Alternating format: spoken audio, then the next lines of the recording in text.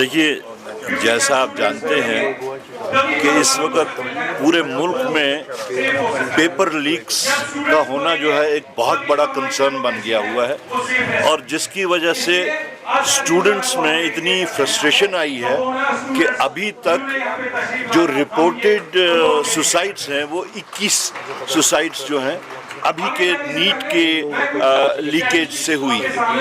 तो इससे एक ऐसा एटमॉस्फेयर बन गया स्टूडेंट्स में, प्रोस्पेक्टिव जो एंट्रेंस हैं उन्होंने अब इस चीज़ को टोटली एक ऐसा फ्रॉड समझने लगे कि अब उन्होंने एक तो इससे वो अवॉइड कर रहे हैं और दूसरा डिमोरलाइजेशन लोगों में आ रही है, बच्चों में आ रही है। इससे सिर्फ स्टूडेंट्स ही जो हैं वो इफेक्टेड नहीं है, इससे पेरेंट्स भी इफेक्टेड हैं। इससे अगर हम देखें, it is an issue, it is a societal issue, it is a psychological issue and it is academic issue as well.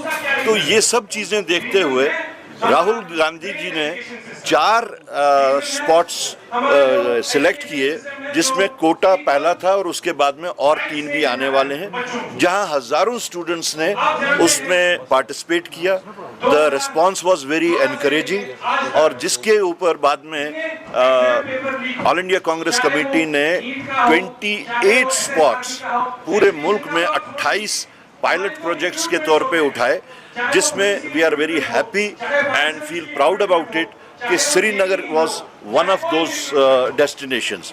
तो उसी के तहत आज हमने वॉलंटरली पार्टिसिपेशन को मद्देनज़र रखते हुए मेरी तरफ से एक इनविटेशन गया स्कूल्स को कि हम ऐसा प्रोग्राम करना चाहते हैं जिसमें हम बच्चों को एक तो अवेयर करें कि नीट में या बाकी जितने भी ये एग्जामिनेशंस होते हैं मुल्क में, उनके बारे में हम थोड़ा सा उनको इन्फॉर्म करें कि एजुकेशन सिस्टम यहाँ का कितना ख़राब होता जा रहा है दिन ब दिन। उसमें हमने 2-3 डिमांड्स भी रखी हैं, जैसे जो एजुकेशन के मिनिस्टर देवेंद्र प्रधान हैं उसका हमने रेजिग्नेशन डिमांड कर रहे हैं। फिर हम एजुकेशन सिस्टम को चेंज करने के वास्ते एक पार्टिसिपेटिव प्रोग्राम जो है, हम अभी आप अगर देखेंगे तो हमने स्टूडेंट्स को मेन स्पीकर्स रखा हुआ है यहाँ पे, हमने पेरेंट्स को भी इसमें पार्टिसिपेंट्स बनाया है, हमने टीचर्स को भी इसमें पार्टिसिपेंट्स बनाया है, ताकि एक अवेयरनेस यहाँ पे हो। And I may tell you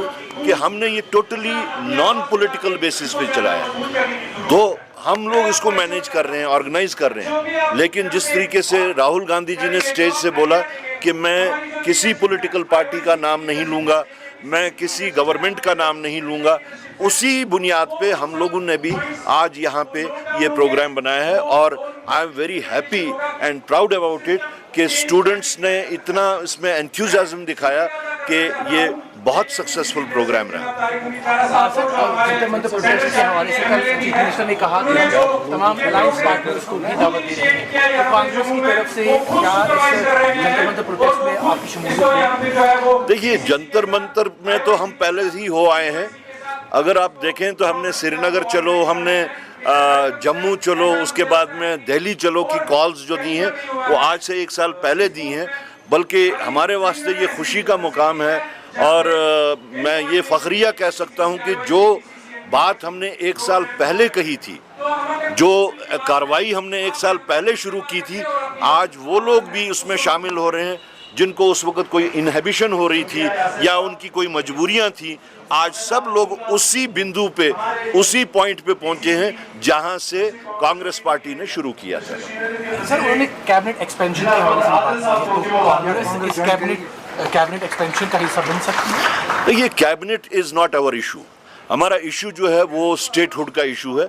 हम अगर कैबिनेट से बाहर भी हैं तो एक प्रिंसिपल स्टैंड की वजह से बाहर हैं।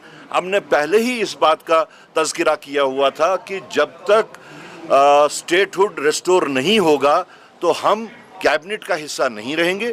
अलबत्ता हम सरकार के सपोर्ट में हैं। जब भी कभी हमें ये लगे कि बीजेपी की तरफ से कोई ऑनस्लॉट है सरकार के ऊपर, बीजेपी की तरफ से कोई खतरा है सरकार को, उस वक्त आप कांग्रेस पार्टी को नेशनल कॉन्फ्रेंस के साथ पाएंगे। खाना साहब, 100 आदमी जो प्रोमिनेंट इंडिया पाकिस्तान में, उन्होंने कहा है कि नवाज शरीफ और मोदी को की बातचीत करके फारूक साहब भी, उमर साहब, कैसे देखते हैं? देखिए, अगर इस चीज़ की तरफ जाएं तो जो बीजेपी इस वक्त उन लोगों को एतराज़ कर रही है, मैं अबव पॉलिटिकल लाइंस ये बात कर रहा हूँ, तब तो जो जनरल सेक्रेटरी आरएसएस के हैं राम माधव की अलग बात, जो दूसरे होशाबले जो हैं उन्होंने तो बिल्कुल साफ अल्फाज में कहा कि पाकिस्तान के साथ बातचीत होनी चाहिए। तो होशाबले के बारे में वो क्या कहेंगे?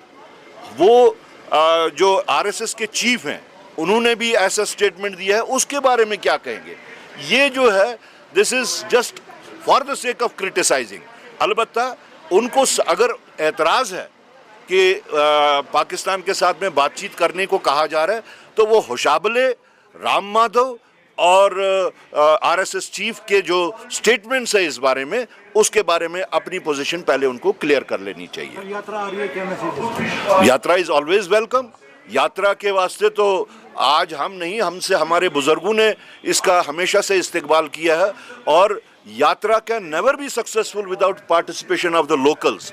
चाहे वो हिंदू हो, मुसलमान हो, सिख हो, हमारे जितने भी यहाँ पे लोकल्स हैं वो हमेशा से इसका एक दो लेवल्स पे इसको हमेशा वेलकम करते हैं। एक तो एक मेजॉरिटी की आस्था है उस जगह के लिए, उसका रिस्पेक्ट करते हुए।